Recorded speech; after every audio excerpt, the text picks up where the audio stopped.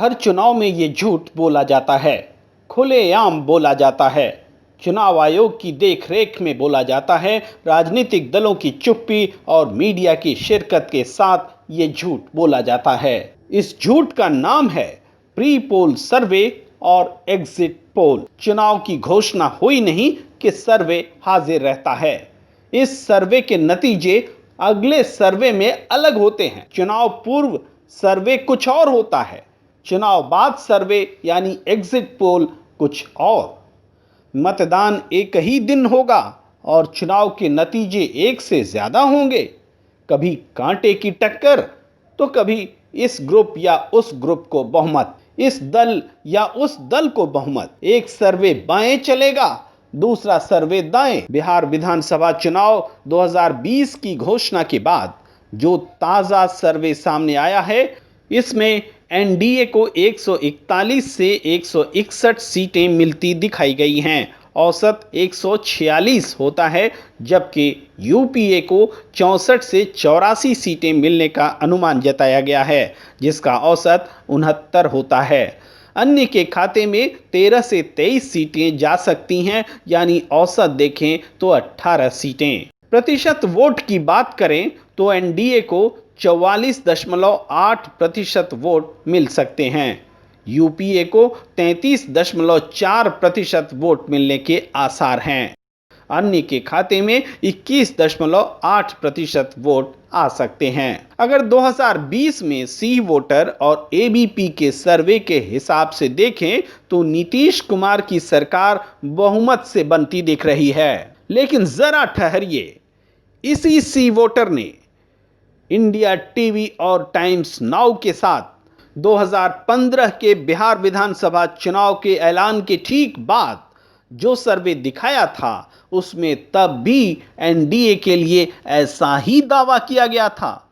तब नीतीश कुमार महागठबंधन में थे, उनके लिए निश्चित हार की भविष्यवाणी की गई थी। यूपीए को 33.4% वोट मिलने के आसार बताए गए थे, जबकि मिले अनुमान से कहीं ज्यादा 41.9%, और एनडीए को 44.8% मिलने वाले थे, जबकि मिले महज 34.1%। साफ है कि सी वोटर एबीपी ने सर्वे के नाम पर जो दिखाया वो सच्चाई से बिल्कुल उलट था।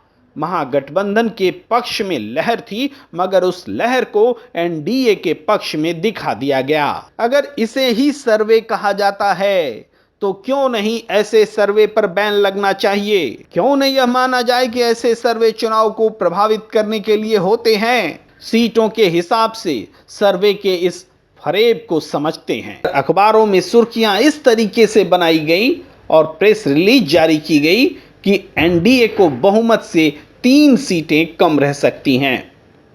इसे इस तरह भी कहा जा सकता था कि महागठबंधन को बहुमत से 5 सीटें कम रह सकती हैं।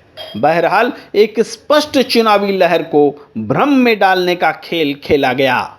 लेकिन सच ये है कि महागठबंधन ने एनडीए का सूपड़ा 2015 में साफ कर दिया था, 178 सीटें झटक कर और एनडीए को 58 के स्कोर पर पटक कर। सी वोटर के सर्वे में बताया गया है कि सीएम के तौर पर नीतीश कुमार सबसे अधिक पसंद किए जाने वाले नेता हैं। 30.9% लोग चाहते हैं कि नीतीश कुमार फिर से सीएम बने। सी वोटर ने जनता से नहीं पूछा कि कितने लोग सीएम नीतीश कुमार से संतुष्ट या असंतुष्ट हैं। यही सवाल जवाब 2 साल पहले सितंबर 2018 में इंडिया टुडे एक्सेस माई इंडिया ने अपने सर्वे में पूछा था, तो 38% लोगों ने बताया था कि वे सीएम नीतीश कुमार से असंतुष्ट हैं।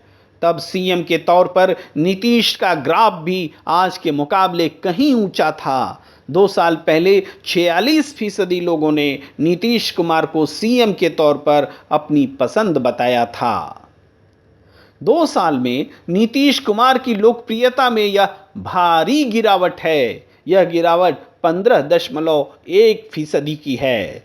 सीएम के तौर पर नीतीश को पसंद करने वाले अगर घटे हैं तो सर्वे में यह बात क्यों नहीं आ रही है क्यों बातें छिपा ली जा रही हैं? अगला सर्वे भी आएगा, वह कुछ और होगा।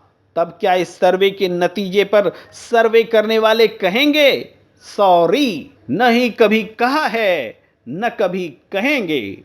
तो जरूरत यह है कि जनता ही कह दे इन सर्वे वालों को सॉरी।